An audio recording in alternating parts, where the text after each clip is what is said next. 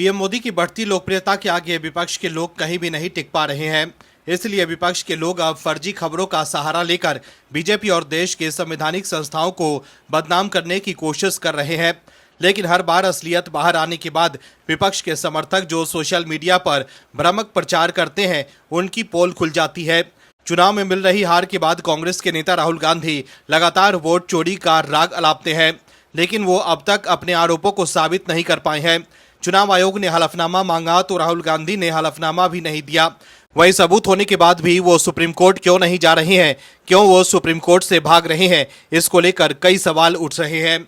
वही वोट चोरी की तरह राहुल गांधी एसआईआर को लेकर भी सवाल उठा रहे हैं और एसआईआर पर रोक लगाने की मांग कर रहे हैं। लेकिन एसआईआर पर रोक लगवाने के लिए कुछ लोग सुप्रीम कोर्ट भी गए थे, लेकिन एसआईआर पर रोक न लगाकर सुप्रीम कोर्ट ने विपक्ष के मंसूबों पर पानी फेर दिया। लेकिन फिर भी राहुल गांधी एसआईआर पर सवाल उठा रहे हैं। लेकिन अब चुनाव आयोग ने भी तगड़ा पलटवार किया है। क्या है खबर, बताते हैं आपको इस रिपोर्ट में। दर्शकों, राहुल गांधी और विपक्ष के लोग एसआईआर का जमकर विरोध कर रहे हैं, लेकिन एसआईआर की वजह से घुसपैठिए पकड़े जा रहे हैं और कुछ तो खुद ही देश छोड़कर भाग रहे हैं। वहीं अब एसआईआर पर चुनाव आयोग ने तगड़ा पलटवार किया है। दरअसल चुनाव आयोग ने उन खबरों का खंडन किया है जिसमें कहा गया था कि एसआईआर प्रक्रिया का इस्तेमाल मतदाताओं को मतदाता सूची से हटाने और वोट चोरी करने के लिए किया जा रहा है। चुनाव आयोग ने कहा है कि इस प्रक्रिया का उद्देश्य मृत व्यक्तियों के नाम हटाना, डुप्लीकेट प्रविष्टियों को समाप्त करना, स्थानांतरित मतदाताओं के विवरण को अपडेट करना और नए मतदाताओं को शामिल करना। आयोग ने कहा कि इसलिए एसआईआर वोटों की संख्या कम करने की प्रक्रिया नहीं है, बल्कि मृत डुप्लीकेट नामों को हटाने और सही और योग्य मतदाताओं को शामिल करने की एक कानूनी प्रक्रिया है।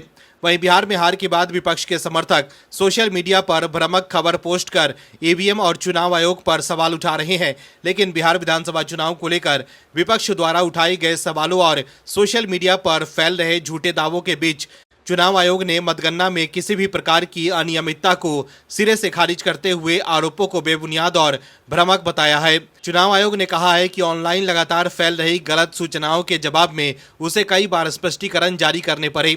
बिहार चुनाव संपन्न होने के 1 महीने से अधिक समय बाद ये स्पष्टीकरण आए हैं, जिसमें एनडीए ने ऐतिहासिक जनादेश के साथ जीत हासिल की है। चुनाव आयोग ने कहा है कि मतगणना प्रक्रिया की विश्वसनीयता पर सवाल उठाने वाले बार बार के दावे मतदाताओं को गुमराह कर रहे हैं और एक स्थापित संवैधानिक प्रणाली में विश्वास को कमजोर कर रहे हैं। मतगणना के दौरान अनियमितताओं के आरोपों को खारिज करते हुए चुनाव आयोग ने कहा है कि मतगणना में त्रुटियों के आरोप असंभव और झूठे हैं।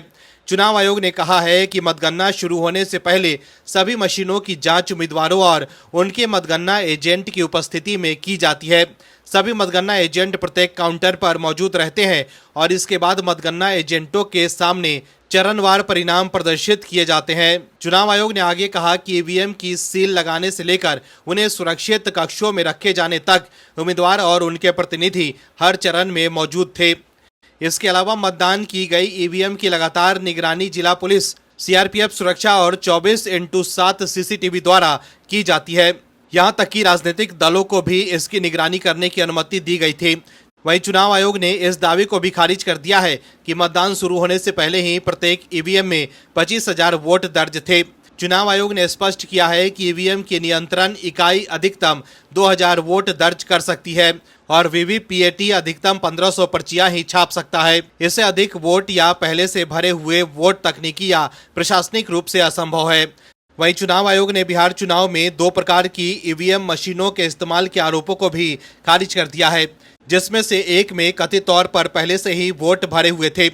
इन आरोपों को मनगढ़ंत और निराधार बताते हुए चुनाव आयोग ने कहा है कि भारत निर्वाचन आयोग केवल एक ही मानक ईवीएम का उपयोग करता है, जिसका मॉडल, प्रमाण और प्रशिक्षण सभी एक समान है। आयोग ने कहा कि 2 प्रकार की ईवीएम मशीनों का कोई अस्तित्व नहीं है। इसके अलावा विपक्ष के पोस्टल बैलेट वाले आरोपों पर भी चुनाव आयोग ने जवाब दिया है। कुल मिलाकर देखें तो विपक्ष के समर्थक का ये आरोप भी फुस हो गया कि मतदान शुरू होने से पहले ही प्रत्येक ईवीएम में 25,000 वोट दर्ज थे, क्योंकि चुनाव आयोग ने स्पष्ट किया है कि ईवीएम की नियंत्रण इकाई अधिकतम 2,000 वोट ही दर्ज कर सकती है और वीवीपीएटी अधिकतम 1,500 पर्चियां ही छाप सकता है। Bureau report, OMH news. आप दर्शकों से विनम्र निवेदन है कि चैनल को सब्सक्राइब जरूर करें।